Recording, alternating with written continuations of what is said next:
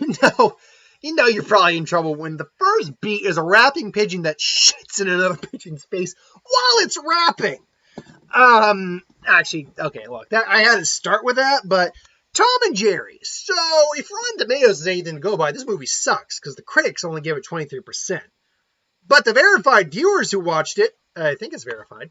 Let me double check the verified part of that. It's 86%.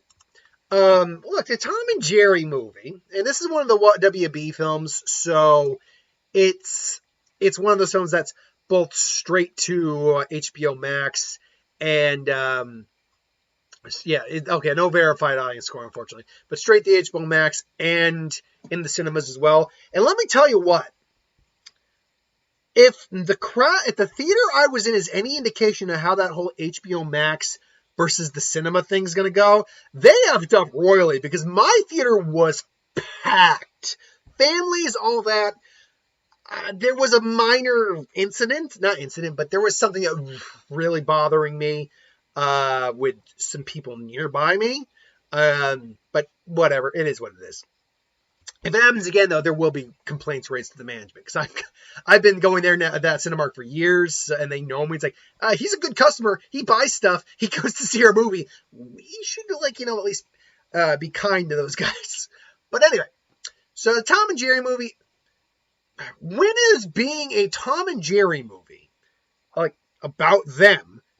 The movie actually works quite a bit. Like I found myself, despite my aggravation with the people nearby, I actually found myself having a lot of fun with the movie. I do.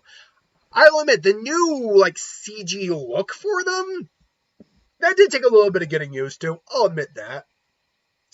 But besides that, once you get into the shenanigans and the hijinks, it's still fun Tom and Jerry nature with a few things I will comment on. But then you got to go into the human aspect of the movie, and I kind of brought it up I said it to my girlfriend when I got home. I was like, yeah, a lot of people are just kind of shits in this movie. Like, Jerry is kind of a villain for a chunk of this movie. He's an ass. Like, Jerry's a legit, because in the original Tom and Jerry cartoons, neither of them were really in the wrong or in the right. They're just a cat and mouse that don't like each other. And, it's Tom hates, it's a cat and a mouse. That's the whole point. And this, the world is really crapping on Tom, and yet Jerry, yes, Tom is kind of scamming people, playing the piano as a blind cat playing the piano. And there's a great sense he's not a blind cat playing a piano, it's just a regular cat playing the piano. I was like, shouldn't that be enough? And Jerry, just keeps screwing him over. And, he breaks his, destroys his keyboard. And, it's actually kind of, you see him, just wilding in just living outside in the street in a box.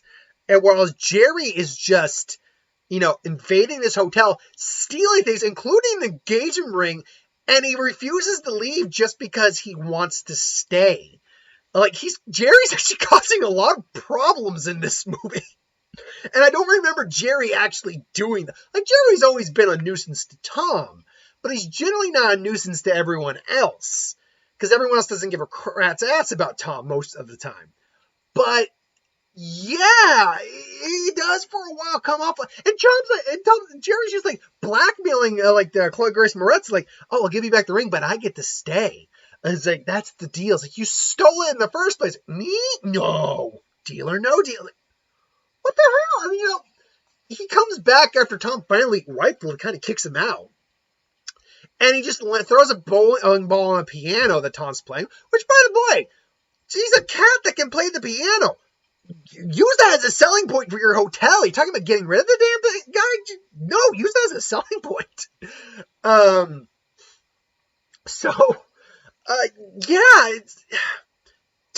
Jerry's kind of a dick. Now, it ultimately, works out, ultimately in the end. But, yeah, and then Chloe Grace Moretz, what's the best way for me to put this? Chloe Grace Moretz is very unlikably likable. because she quits her job in the beginning and like whatever, and you're first made to believe like, oh yeah, whatever. And it's like, okay, she's just on her walk. Then she cons a woman out of her resume, takes basically her resume and uses it herself. And Michael Peña's character points out one scene, like, I know who you are. You're one of those millennials who doesn't want to do the work for it. You just want to get there. And it's like, yeah, actually, that's pretty much spot freaking on. Because, yeah, she, and then you get the whole liar reveal bullshit and whatever. And Michael Peña is a dick, but he's a dick who's got a point at the time. It's like, what? Granted, he does cause some problems of his own, but it works out in the end, too. And he's got some funny moments, certainly. Like, hamster is, like, ride elephants. Or how about a hamster? Can you ride a hamster? If you get enough of them together, you can ride them. That's an option. Yeah, it's like, and he's a dick. The fiance is not so much of a dick as he's just an idiot. And it works out in the end. No one really cares about the romance. But, yeah, people are just kind of asses in this movie. And it's like, Tom's like, you think is Tom an ass? Well, in the sense that he's always been trying to, get to Jerry, sure. But compared to what Jerry's ultimately doing to him, and what Tom's going through compared to what Jerry's going through, no, Tom's actually pretty clean. Like, Tom, I think, is actually justified in this movie. Like, for just getting rid of Tom, like, or Jerry. It's like, yeah. The slapstick is still pretty good, too. Like, I mean, it's not quite as bad, like, what you got, like, the 60s or back in the day, where you see Tom get cut in half or all that. No, you don't get that kind of violence, but you still get him smashed around, electrocuted several times, squished between cars. Yeah, you still got some good laughs out of that. What I'll actually appreciate in this is that if you remember the original Tom and Jerry movie where it's like, the greatest gift in life's a friends, like, and they're talking, it's like, no. No. Just, no. Yeah, you remember that? They are forced to get along, but this is one of those things where it's like Chloe Grace Moretz comes out and it's just like, no. Remember when I didn't have power to get rid of you? I do now. You want to stay, you guys got to get along. I'm going to force you guys to spend a day together. So you got to get along. So I like the fact that them bonding and actually getting along together is actually legitimately forced on them. Like, it's actually a movie saying, get along. Movie plot, but also your character's movie plot. Definitely. I will say that the modernization of the Tom and Jerry, I guess, brand is noticeable to some degree because they make some very modern jokes. For instance, the elephants are doing like WTF, LOLs, hashtag all this. So they like the elephants that come in are like actually saying that lingo. They make a, I'm going to get that mess. I'm going to get him or her or, whatever gender it's like. And they even say, like, oh, no, we're not trying to force any gender stereotypes on it. They do that kind of joke. But in this day and age, that joke kind of works to a degree. It's not like they're trying to be woke as it is or trying to cram a message down your throat or anything like that. Or being biased about a subject. No, it's just a joke. So yeah, there's definitely some jokes, and there's a fair amount of jokes that I feel do work, because this isn't like, okay, what's a good movie that's an example of this? This isn't like Freddy versus Jason, where there's only 2 moments where Freddy and Jason actually, 3 if you want to get technical, because a couple of those, that fight at the end of Camp Crystal Lake gets broken up briefly, but 2 moments in the film where they're actually fighting. I think there's like a grand total of maybe 15 minutes in that entire movie where they're fighting. This isn't like Freddy vs. Jason where it's like that. No, throughout the entire, Tom and Jerry are prevalent throughout the entire movie. And the thing is, too, like, all the animals in this world all the animals are animated. It isn't just like Tom and Jerry are like the only animated animals. The elephants, that dog is back. There's a cat. We see the pigeons are animated.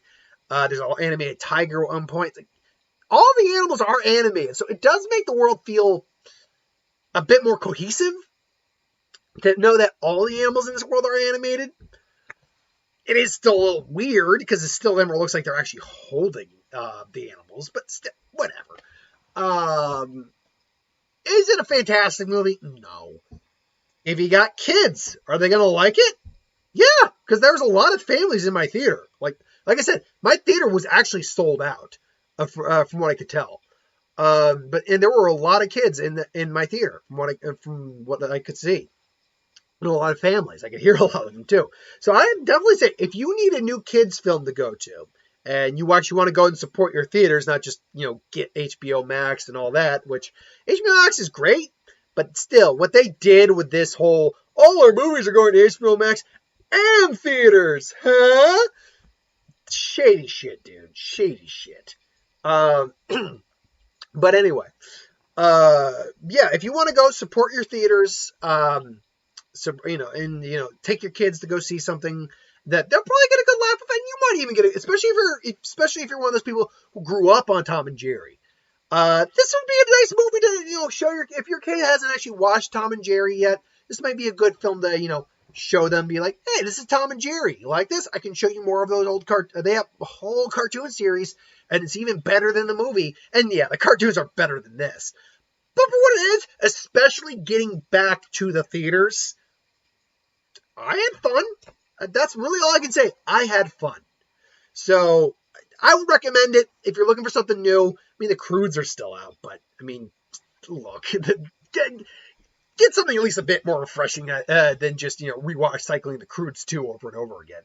But anyway, I digress. That's my thoughts on Tom and Jerry. I liked it a lot. If you've seen it, what do you think? Put in the comments below and let me know. But thanks for watching. Hope you enjoyed. I'll see you folks next. First I'll see you back for What If and WandaVision. But next week, Raya and the Last Dragon.